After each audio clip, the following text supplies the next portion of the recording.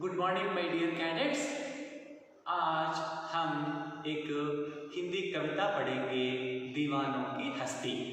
आज डेट क्या है? 23 जून 2021। आज जो है एक हिंदी कविता दीवानों की हस्ती के बारे में जानकारी प्राप्त करेंगे।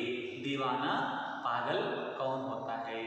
हस्ती, हस्ती का मतलब उसका अस्तित्व, उसका इंडिविजुअलिटी, उसका जो पर्सनालिटी, उसका जो the personality of a mad person. दीवाना कौन होता है, दीवाना क्या होता है और वो दीवानों का अस्तित्व कैसा होता है आदि की जानकारी इस छोटी कविता के बारे में हम जानकारी प्राप्त करेंगे। मैं एक स्मॉल छोटा सा वीडियो है, वीडियो को देखिए, इसके बाद मैं आपको एक्सप्लेन करता हूँ कविता को स्टेप बाय स्टेप। कविता का नाम क्या है? दीवानों की हस्ती। कवि का नाम क्या है? भगवती चरण वर्मा। भगवती चरण वर्मा जो है इस कविता में ऐसे लोगों के बारे में बताया है जिनको हम दीवाना कहते हैं, पागल कहते हैं। उनका अस्तित्व, उनका व्यक्तित्व, उसका इंडिविजुअलिटी, उसका पर्सनालिटी कैसा होता है आदि की जानकारी इस कविता में हम प्राप्त करेंगे। देखिए इस वीडियो में कवि ने क्या बताया है, देखिए, इसके बाद मैं और एक बार आपको एक्सप्लेन करता हूँ।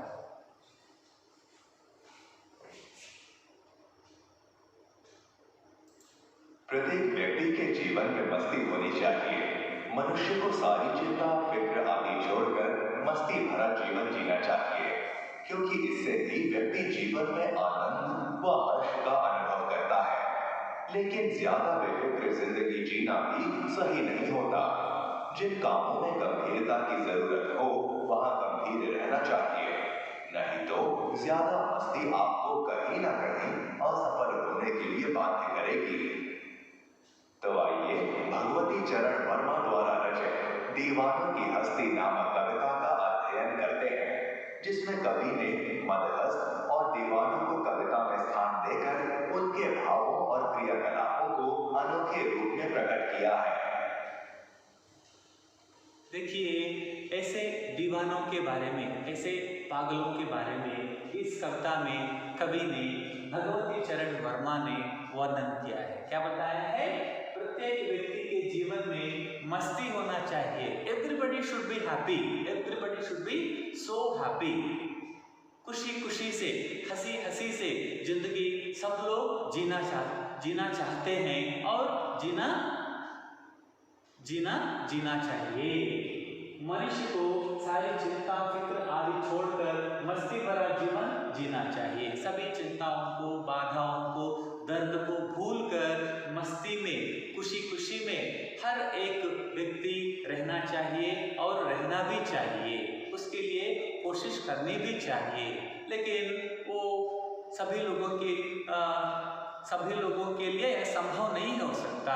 हमेशा खुशी खुशी में रहना नहीं हो सकता, क्योंकि भारतीय दर्शन, इंडियन फिलॉसफी के अनुसार कभी दिन और कभी रात, कभी सुख कभी दुख, ये सब जो है हमारे स्वाभाविक रूप है। कभी खुशी में रहते हैं, कभी दुख में रहते हैं। लेकिन कवि क्या चाहता है? Every time people should be happy, every time we should be happy, यह कवि उम्मीद करता है। देखिए इससे ही व्यक्ति जीवन में आनंद व हर्ष का अनुभव करता है। हमेशा व्यक्ति आनंद और हर्ष को अनुभव करना चाहता है और मस्ती से जीना चाहता है। लेकिन कवि चेतावनी, छोटा सा वार्निंग भी दे रहा है। क्या दे रहा है? ज्यादा बेफिक्र जिंदगी जीना भी सही नहीं होता है। हमेशा मस्ती में रहना, मौज में रहना, दूसरों को परवाह नहीं करना और अपने विचारों के हिसाब से आगे जाना और बाजू वालों को परवाह नहीं करना और मस्ती, अपनी मस्ती के लिए दूसरों को परेशान करना, अपने मौज के लिए पैसा खर्च करना विदाउट अर्निंग मनी, दूसरों से पैसा लेकर, माँ बाप से पैसा लेकर सभी को परेशान करके मस्ती करना, मौज करना, यह भी ठीक नहीं है। यह कवि का अभिप्राय है, कवि की राय है। ज़्यादा मस्ती आपको कहीं न कहीं असफल होने के लिए बाध्य करेगी। कवि चेतावनी दे रहा है, मस्ती करो लेकिन ज़्यादा मस्ती मत करो। ज़्यादा मस्ती करने से क्या होता है, जीवन में असफल होने के लिए तुम बाध्य हो जाओगे, कभी भी असफलता आपको प्राप्त हो सकती है। इसलिए मस्ती के लिए भी कुछ सीमा है, लिमिट है। उस लिमिट्स को, सीमाओं को पार नहीं करना चाहिए। भगवती चरण वर्मा द्वारा रचित दीवानों की हस्ती, मैंने बताया दीवानों के व्यक्तित्व के बारे में, नामक कविता का अध्ययन करते हैं, जिसमें कवि ने मदहस्त और दीवानों को कविता में स्थान देकर उनके भावों को, दीवाना जो खुशी खुशी में जो व्यक्ति रहता है उसका भाव कैसा होता है और उनके क्रियाकलाप कैसे होते हैं, अनोखे रूप से बहुत अच्छे ढंग से जो है कवि ने वर्णन किया है इस कविता में, दीवानों की हस्ती बाय डॉक्टर भगवती चरण वर्मा।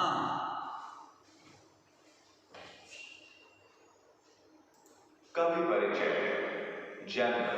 हिंदी काव्य की विधाओं, गद्य और पद्य पर अपना समान अधिकार रखने वाले भगवती चरण वर्मा का जन्म 30 अगस्त 1903 को उत्तर प्रदेश के उन्नाव जिले में हुआ था।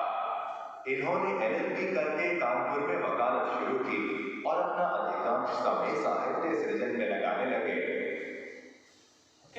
भगवती चरण वर्मा का जन्म कब हुआ था? हिंदी काव्य की विधा, विधा का मतलब प्रक्रिया है। कौन सी विधाएं हैं हिंदी साहित्य में, आप बता सकते हैं? विधा का मतलब क्या है? ओके, मैंने बता दिया, विधा का मतलब प्रक्रिया है। कौन कौन सी प्रक्रिया, कितनी प्रक्रियाएं होती है, कितनी प्रक्रियाएं होती हैं? अगर आप बता सकते हैं तो सोचिए, बता दीजिए, नहीं तो मैं आपको बता दूंगा। विधा का मतलब प्रक्रिया। कविता लिखना एक प्रक्रिया है, कहानी लिखना एक प्रक्रिया है, नाटक लिखना एक प्रक्रिया है, एकांकी, एक ही अंक, ओनली 1 एपिसोड वाला नाटक लिखना एक प्रक्रिया है, ऑटोबायोग्राफी, आत्मकथा लिखना एक प्रक्रिया है, बायोग्राफी, जीवनी लिखना एक प्रक्रिया है। So many methods are there to express our feelings. कलमबद्ध करने के लिए, लिखने के लिए सो मेनी वेराइटी प्रक्रियास, बहुत सारे विधाएं हैं। उनमें गद्य एक विधा है, पद्य एक विधा है। गद्य में क्या क्या आते हैं?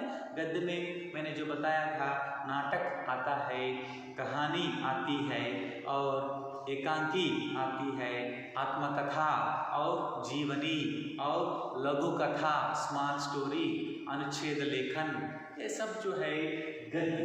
गद्य को अंग्रेजी में क्या कहते हैं? प्रोज कहते हैं। पद्य का मतलब क्या है? कविता, काव्य।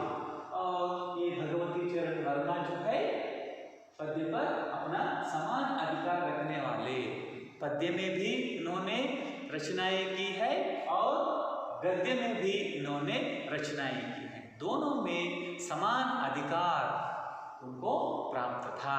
कुछ लोग जो है सिर्फ कहानियां ही लिख सकते हैं और कुछ लोग जो है बहुत सारी कविताएं लिखते हैं। जो कविताएं लिखते हैं वो कहानियां नहीं लिख सकता, जो कहानियां लिख सकता है वह कविता नहीं लिख सकता।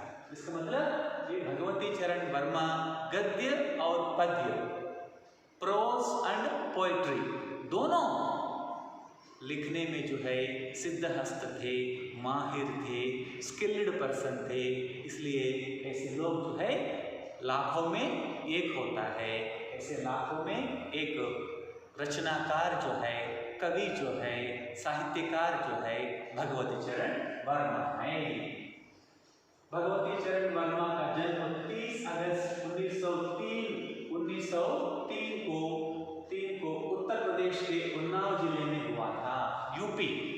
उत्तर प्रदेश के उन्नाव जिला में उनका जन्म हुआ और उन्होंने एलएलबी का मतलब क्या है? वकील की पढ़ाई, प्लीडर, लायर, वकालत, वकील। उन्होंने वकील एलएलबी करके कानपुर में वकालत शुरू की और अपना अधिकांश समय साहित्य सृजन में लगाने लगे।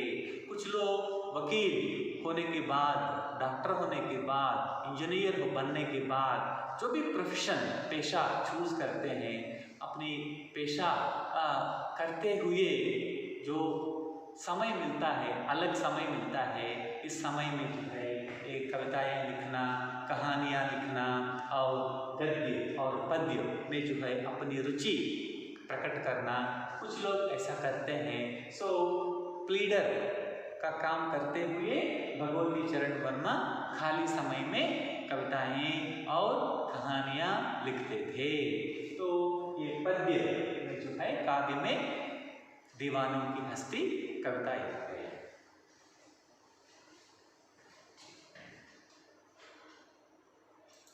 रचनाएं भगवती चरण वर्मा जी की साहित्यिक कृतियां हैं व्यंग्य कथा संग्रह, मोर्चा बंदी, कहानी संग्रह, दो बांके, इंस्टॉलमेंट, राग और चिंगारी, उपन्यास, टेढ़े मेढ़े रास्ते, 3 वर्ष, चित्रलेखा, आखिरी दाम, अपने खिलौने, रेखा, सामर्थ्य और सीमा, भूले बिसरे चित्र, प्रश्न और मरीचिका, सवही नचावत राम गुसाई। तो केंद्रीय साहित्य अकादमी का जो है, साहित्य अकादमी, केंद्रीय साहित्य अकादमी का लोगो है। देखिए ये रचनाएं, उनकी क्या क्या रचनाएं हैं? व्यंग्य, मैंने बस की यात्रा कहानी पढ़ाते हुए मैंने आपको बताया, समय देख रहा हूँ मैं, ओके। बस की यात्रा पढ़ाते हुए मैंने बताया था हरिशंकर परसाई एक व्यंग्यकार थे, हास्य और मजाक कहानीकार थे। व्यंग्य के माध्यम से, हास्य के माध्यम से और मजाक के माध्यम से एक सामाजिक समस्या को जो है बस की यात्रा के माध्यम से कवि ने जो है, रचनाकार ने प्रकट किया था। सो व्यंग्य, आपको मैं जब व्यंग्य कथा, व्यंग्य कहानी की बात करता हूँ, जब मैं बोलता हूँ, तब आप जो है हरिशंकर परसाई को याद करना चाहिए, क्योंकि मैंने आपको पहले ही पढ़ा चुका था। व्यंग्य साहित्यकार हरिशंकर परसाई, बस की यात्रा, जैसे भगवती चरण वर्मा भी हरिशंकर परसाई की तरह व्यंग्य कहानियाँ, कथा मीन्स कहानी, कहानियाँ लिखते थे। वो कहानी संकलन का नाम क्या है? मोर्चाबंदी। ये मोर्चाबंदी जो है कहानी संकलन। कैसी कहानी संकलन? व्यंग्य कहानी, व्यंग्य कथा संकलन, व्यंग्य कथा संग्रह, संग्रह का मतलब संकलन, कलेक्शन। और कहानी, कहानी क्या है? 2 बांके, installment, first installment, second installment, किस्ते, पहला किस्ता, दूसरा किस्ता, तीसरा किस्ता, ऐसा है ना, ऐसा। राग और चिंगारी। उपन्यास, उपन्यास का मतलब क्या है? नॉवेल है, नॉवेल।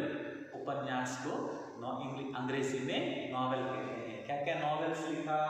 टेढ़े मेढ़े रास्ते, 3 वर्ष, चित्रलेखा, आखिरी दाम, अपने खिलौने, रेखा, सामर्थ्य और सीमा, भूले बिसरे चित्र, प्रश्न और मरीचिका, ये जो है सब ही नचावत राम गुसाई, गोस्वामी तुलसीदास के बारे में।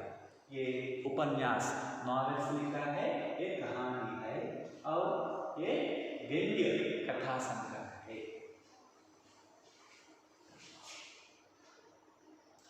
काव्य कृतियां, मधुकर्ण, मानव तथा प्रेम संगीत।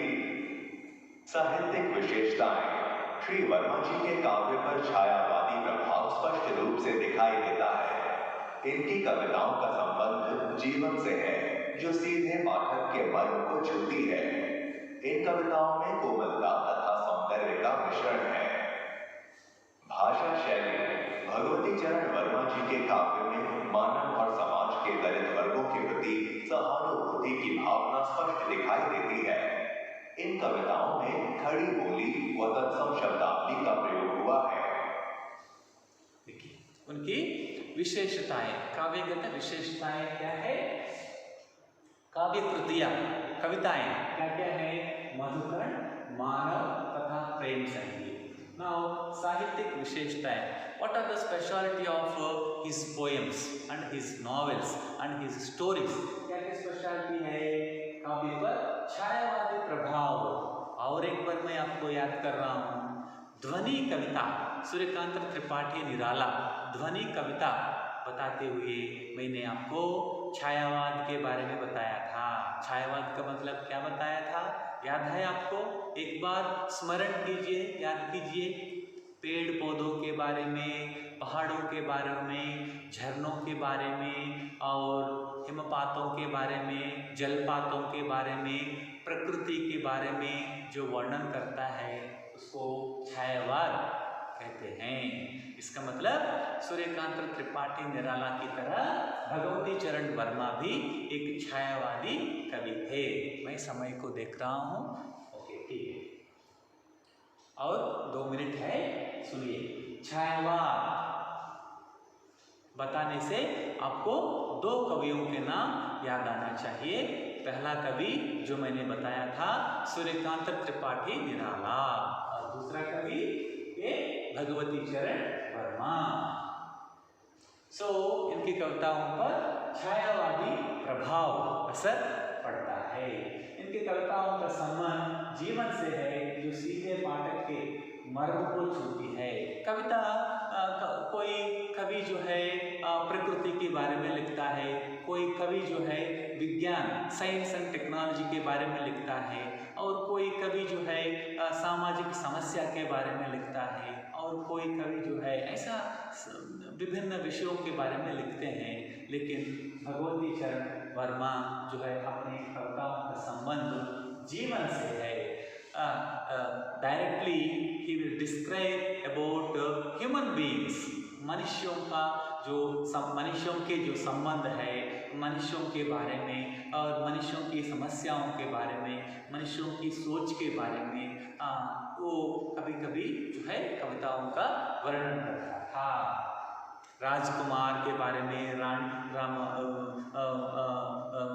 महारानी के बारे में, जो जातक कथाओं के बारे में और स्वर्ग नरक के बारे में और रहस्यमयी कविताओं के बारे में ये वर्णन नहीं करता था, और सीधा जो है